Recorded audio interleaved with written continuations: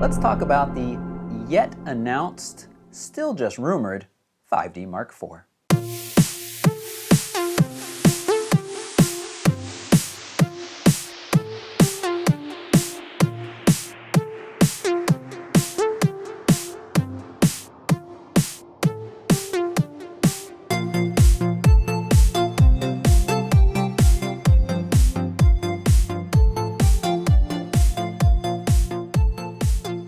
A quick reminder that in partnership with a bunch of wonderful sponsors, Photorec.tv is giving away an all-expenses-paid trip to Africa, an amazing Tanzanian photo safari.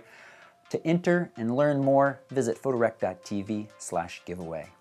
If you don't like videos about products that haven't been announced, meaning a discussion about what might be or what we would like to see in this camera, you should stop watching this video. Why make a video like this at all? Well, despite the huge variety of cameras on the market, professional and otherwise, the 5D Mark III remains on the wish list of many photographers I talk to, maybe incorrectly so. And with the announcement of a follow-up to this camera likely soon, it is still the full-frame camera I receive the most questions about and its successor. It also happens that the Canon 5D Mark III has been the camera I have used more than any other. It's been my professional go-to camera since 2012, covering weddings, events. For much of that time, it was also my travel camera, and the camera I used to shoot almost every video on this channel between June 2012 till December 2014. It's actually several hundred videos, and I think they all look great.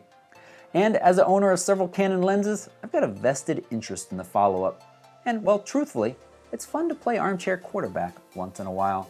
So my mini review of the 5D Mark III before we talk about its successor, this is and remains, in my opinion, an excellent camera. Just because new ones come out doesn't mean it suddenly takes worse pictures than it did before. It's got fantastic ergonomics with good manual control for all frequently needed functions. I spend little or no time in the menu fiddling with controls. It's robust, it's weather sealed, though I did have to send it in for water damage repair after shooting in a serious downpour once. We'll ignore that. And image quality is very good, and it offers that nice Canon skin tones that I think are an advantage of many Canon cameras. And of course, access to excellent collection of lenses. So what will or should the follow-up bring? Well, I'm basing some of this from a Canon Rumors post in late January. I'll link that right down below. Truthfully, there hasn't been any real news, or actually no real news at all, because it's all rumors, about the 5D Mark IV since December of last year. But we're going to go through the spec list, and we're also going to use the new poll function on YouTube from time to time, where I'm going to ask your opinion, and you get to give me some feedback right here about what you think this camera will or will not offer. First up, we need to talk about that sensor. The rumor, 28 megapixels. Now the 5D Mark III offers 22 megapixels. There were some rumors that they would actually drop the megapixels below 22 to kind of further improve low light performance. I don't see Canon doing that. They are still clearly clinging to the megapixels war, as evidenced by the 5DS and R with 51 megapixels. I think 28 is a reasonable target, but let's use the poll function. Do you think 28 megapixels is accurate, or will they go higher or lower? They can't go too high, or they're going to potentially cannibalize sales from the 5DS. Further discussion about that sensor, let's talk about dynamic range. One place Canon has seemed to really lag is dynamic range. When you compare the 5D Mark III to Sony or Nikon's current cameras, you're not only able to capture a greater dynamic range, you can also post-process the files to a much greater degree, bringing up the shadows without loads of noise appearing. Early reports from the 1DX Mark II seem to show a nice improvement in dynamic range. I hope we'll see something similar in the 5D Mark IV, but I'm not holding my breath. I expect improvements, but believe they still will be a step behind the competitors. I've got the same feelings about high ISO. Again, talking about the 1DX Mark II, which is not quite out in the wild yet, but that has a redesigned sensor. Canon says designed to improve noise at low ISOs. They don't really talk too much about the higher ISOs. Again, I expect improvements, but not at a level that passes Sony or Nikon's current offerings, maybe not even brings them up to par. Rumor of 9 frames per second in now the 5D Mark III just offers 6. 9 sounds awful high to me. I don't need that for weddings or events. And sports, I think Canon would want you to go with the 1DX or the 7D Mark II. I personally think 7 frames per second is a more likely number. 61-point AF system, which is actually the same as the existing 5D Mark III. 41 of those are cross-type.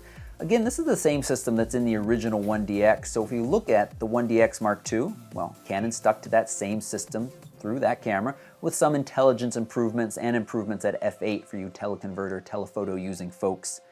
And as we just saw from the 80D, we saw some upgrades there. So I think we will see that same 61 AF points with the same upgrades, but no additional features, no additional spread.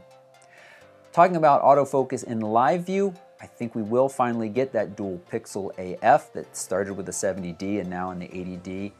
But related, I don't think we're gonna get 4K. Now I know some of you don't care at all about 4K or even video. You can see my exclusive Facebook video talks about the Canon 80D and 4K, linked right down below. But in short, I just don't see it happening.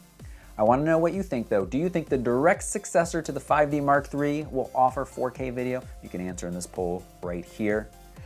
As others suggested, we might get a split line, a 5D Mark IV and a 5DC, or something that does offer more robust video features. Canon has done this in the past with the 5DS series, being targeted to a more specialized market. Same with the 1DC, although that really doesn't seem to be selling well. One of the things that made the 5D Mark III so great when it was released, no other DSLR did as good a job at shooting video and stills. And while it'd be nice to think Canon wants to push that envelope of a hybrid camera, they haven't made any indication that they will.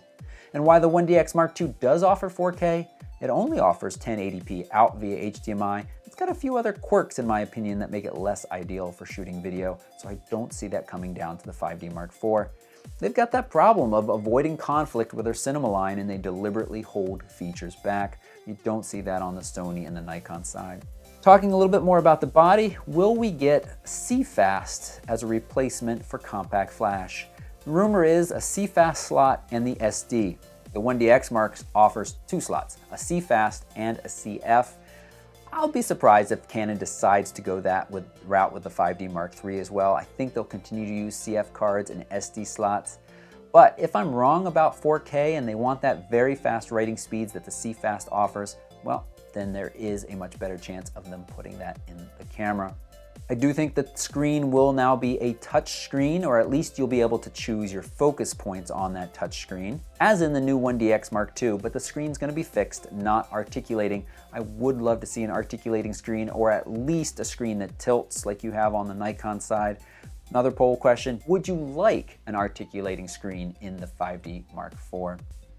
I do think they'll have built-in GPS and Wi-Fi, and sure, they did that years ago in the 6D, which, speaking of that, where is the 6D Mark II? Some rumors that we won't see that until 2017. I really don't know, but I do know the 6D has also sold well, and I get asked a lot about its successor. I've got no answer right now. I do believe the body will be a little bit lighter in weight, but I suspect the body design will be nearly identical. When you've got a large percentage of pros, you don't make big changes to body design, and so pros can upgrade in mid-season without having to learn a new interface. And the price should be similar to the 5D Mark III at launch, which was just about $3,500. That's it. Those are the major points that I wanted to discuss and start a conversation with you. I actually really am interested in your thoughts. I want you to leave comments below. Are you excited for this release? Couldn't care less, you've moved on to somebody else? Do ask that you be nice to each other in the comments. If you like this video, quick thumbs up is appreciated. And if you'd be interested to hear my full review of the 5D Mark IV, whenever it's released, hit that subscribe button. Thanks for watching.